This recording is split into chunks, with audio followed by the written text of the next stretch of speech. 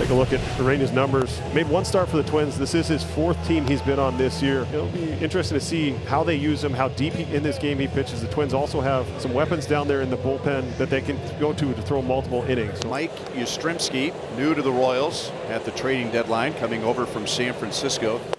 Yastrzemski earned that, and the game begins with a walk.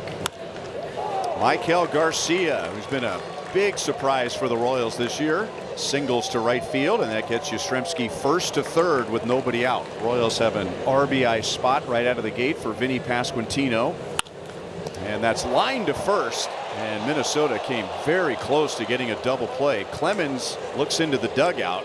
He thinks he got to first base in front of Garcia. It does look like the Twins are going to challenge it. Watch the right foot. Does he catch the base or not? It looked like he did. You have to be sure, because we're in the top of the 1st inning. You lose your challenge here, but this could end up being a huge double play to go from first and third, nobody out, to runner on third with 2 outs. And suddenly first and third and nobody out has become a runner at third and 2 down. But now you've got Salvi, as we mentioned, loves to hit in this ballpark. And he's going to take a walk, and that'll put runners at first and third with 2 down for Adam Frazier. Yastrzemski's at third.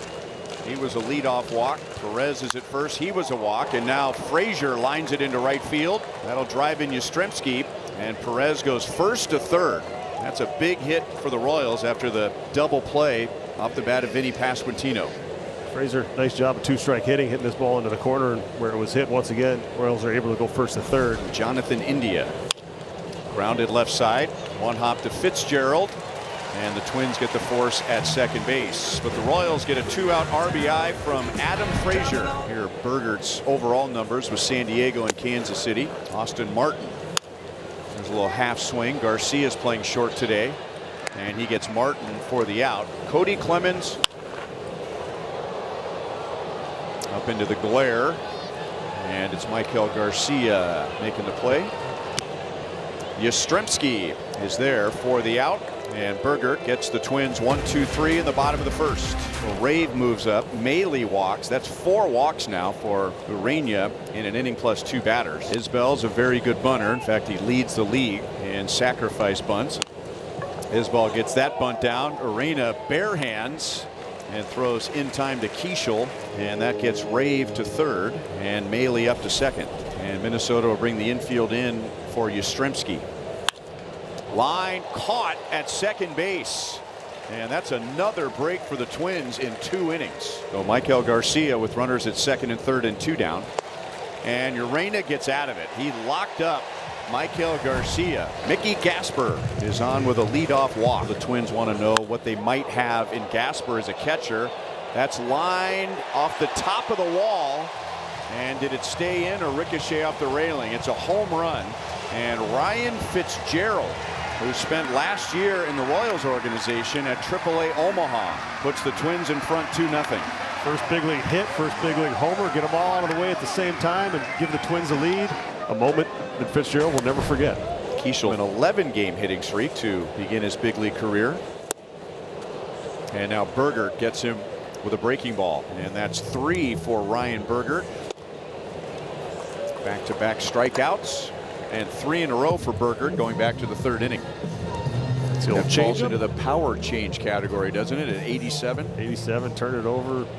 Larnach is down on strikes. Bergert strikes out the side, and now he has 4 in a row. And at the end of 4, the Twins lead the Royals 2-1. The Twins turn to their 3rd pitcher, Pearson Ole. And that is a leadoff walk, bringing up Vinny Pasquantino. There's a delayed steal by Garcia, and that offline throw almost ran Lee right into a tag on Garcia's helmet. And it appears that Garcia was able to duck underneath. Got him. And now he's going to be caught. So he thought he had all time, and it was the other way around. And now Vinny Pasquantino lines out. If it comes down, Fitzgerald is there, and he ends up making the highlight defensive play, rolling onto the tarp. First big league hit, first big league homer. Now you go back, make a play like this. Have a day, kid. Cody Clemens, a guy who consistently makes hard contact. Burgert's really settled in after the 2-run home run. Minnesota has had a total of 1 base runner since that home run in the 3rd inning. That's 7 strikeouts. 5 of those come in the last 8 batters. He is 1 away from his career high. That's a great changeup. So he's tied his career high with 8 strikeouts. 2 down in the 6th inning, and I think the Royals are satisfied with what Ryan Burgert did today, tying a career high with 5 2/3 innings and tying a career high with 8 strikeouts. And there's 1 down in the 7th inning. Up the left field line and into the corner, and Rodin is there as he slams into the padded wall. It looked like he wasn't even sure if that ball was in his glove or not. You can feel him. You can see him anticipating contact with that wall. Nice job of holding on. Almost looked surprised when he looked in his glove that it was still in there with how hard he hit that wall. Great play, great job by Pearson Hole. And here comes Rocco Baldelli, and he'll make a pitching change. Cole Sands comes on with 2 outs in the Royals' 7th inning. Maikel Garcia has his 2nd hit, and it's the 3rd time he's on base, and that gets the top of the 7th inning to Vinny Pasquantino. He's been one of the best in the game in the 7th inning or later. And he hits it well to right field toward that short porch and just over the wall. And Vinny Pasquantino comes through for the Royals again in the later innings. 20th home run of the season. More importantly, gives the Royals the lead. A big swing here. Lucas Erceg hits the bottom of the 8th inning. Line to left field and sinking, and Rave misplayed it, and it's going to roll behind him. And Austin Martin, who can run, is going to end up at 3rd base at least. And that is a costly misread in left field, and the Twins have the tying run at 3rd base with 1 out. You love seeing fielders be aggressive. This ball was just dying. Wasn't sure if it was going to hang up long enough for him. It looked like maybe there was a little hesitation as he was starting to go to the ground. He was just a little bit too late to be able to back off that. He committed to it. And once you dive as an outfielder, your job is to keep that ball from going to the wall. He was unable to do that, and it gives the Twins a chance to tie it up. Jeffers comes through and makes the Royals pay for the misplay and ties the game. And that takes his hitting streak to 12 games. Tied at 3 to the 9th inning, and Justin Topa comes on, beginning with Kyle Isbell. And Isbell, after that long at-bat, takes a called 3rd strike. Mike Yastrzemski walked leading off the game and scored on an Adam Frazier base hit in the 1st. And another called 3rd strike.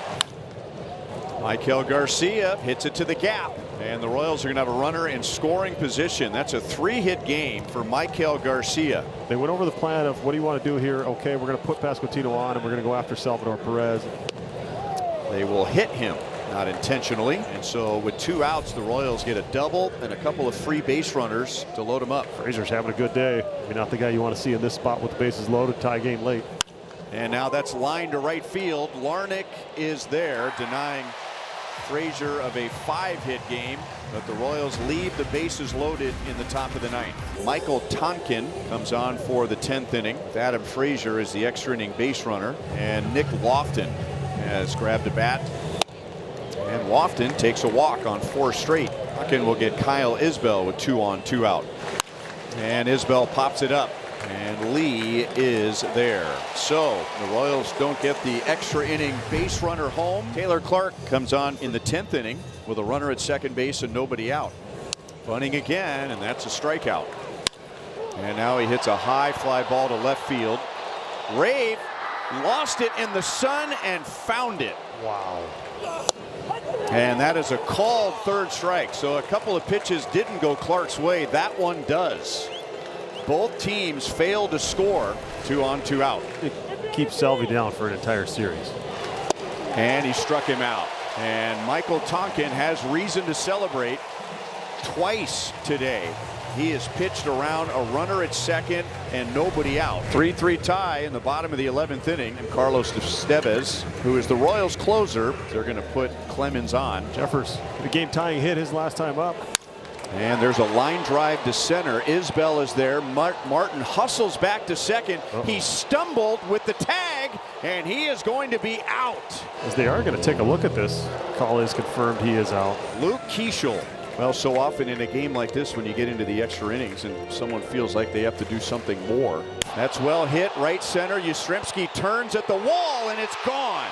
And Luke Keaschall continues to be an impact bat for the Minnesota Twins since coming back from the injured list, and has a walk-off hit in an 11-inning game.